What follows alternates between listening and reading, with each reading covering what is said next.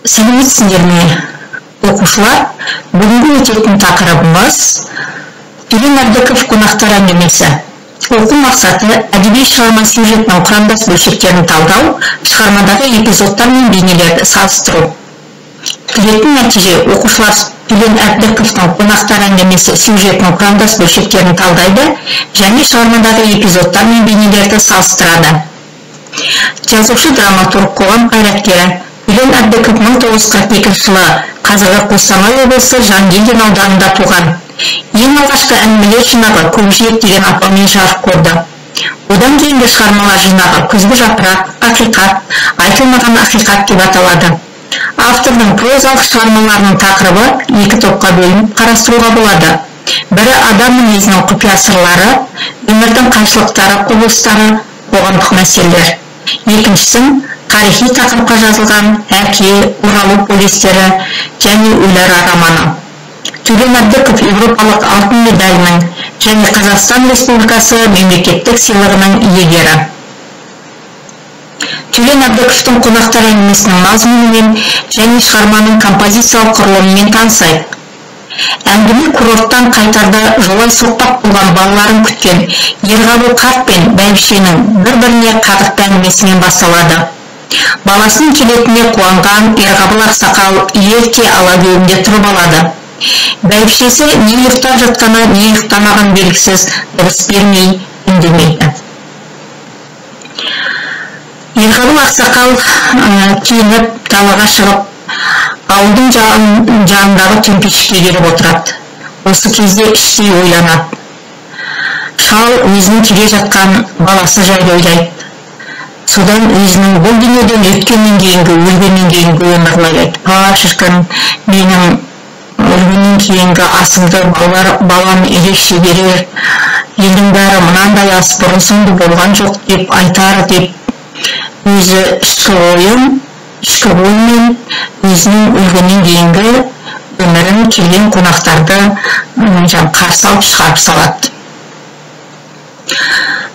Бұдан кейін үйіне келіп, осы бәйбішесі екеуі тамақ ішіп отырған кезде көшу туралы, қалаға кету туралы әңгіме болады. Сол кезде Ерғабыл қарт дүние бірде алдын берді, бірде артын берді, бірақ әкем көрген, әкемнің әкесі көрген қара орманынан айырылып көрген жоқпын деген әңгімені айтады.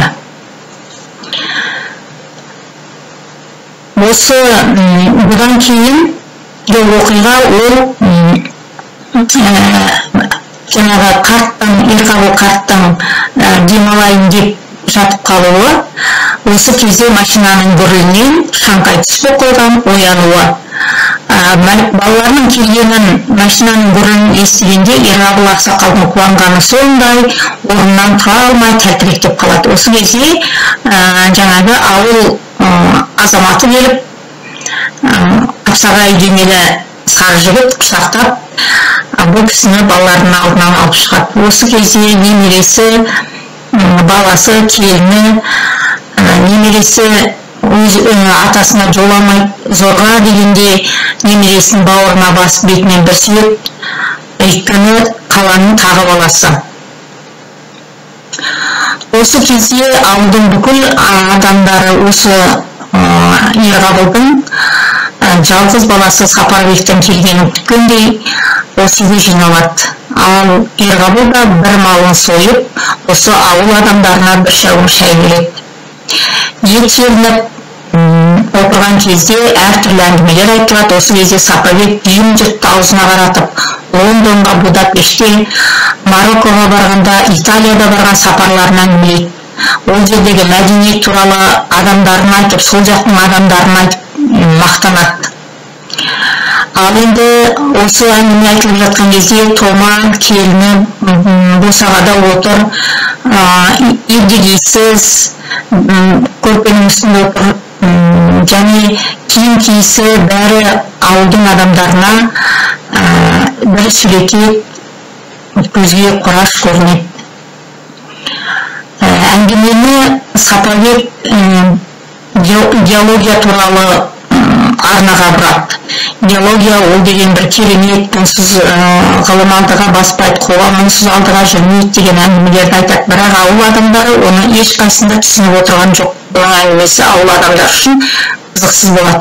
Осыны аңғарып отырған Ерекең бір кезде әй доғаршы деп оны күйіп тастайды. Одан да Аспандиярға домбыра бер деп Аспандиярға осы кезде домбыра бергізіп ән салғызады. Қонақтар тамақ ішіліп болғаннан кейін қонақтар қайтады, қонақтар қайтқаннан кейін өздері жеке қалады. Осы кезде жаңағы Ерғабыл қарт баласына біз осылай екеуден екеу жүреміз бе? Жеңісті тастап кет, немересінің аты Жеңіс, осы Жеңісті бізге тастап кет деген әңгіме айтады. Бірақ баласы мен келіні бұл сөзді онша қостай қоймайды. Осыны сезген Ерекең Ерғабылға төсегі салдыртаттап жатып қалады, бірақ ұйықтамайды, мазасы кетеді, жүрегі қысады, жүрегі соғады. Ал енді ұлы болатын болса, ол әкем мен анам шынымен жаңыз қалай тұрады деген нәрсені ойланбайды. Ол таң атқан кезде бұлар әке-шешесіне базарлығын беріп, мен енді бүгіннен қалмайын, жолға шығуым керек деген дүниелерді айтып, жаңағы жолға шығады. Осы жолға шыққан кезде әкесі мен шешесі шығарып салады Сапабекті. Осы шығарып салып тұрған кезде анасы көзіне жас алып жылайды. Жаулығының шетімен көзін сүртеді. Сол кезде сондай осалдық танытқан бәйбішесіне Ерғабылға ыза болып, неге жылайсың, көзіңе қарсын сенің деп тиіп тастайды ақыры. Келесі күні Ерекең кетпенін алып, күлейіп әкелейін қысқыға қажет бол деп құлазған көңілмен жаңағы ең соңғы үміті үзіліп осылай жолға шығады. Міне әңгіме осылай аяқталады. Енді шығарманың композициялық құрылымына келейік. Әңгіменің басталуы Ерғабыл қарт пен бәйбішенің әңгімесінен басталады. Әңгіменің дамуы Ерекеңнің мал іздеп ішкі ойы.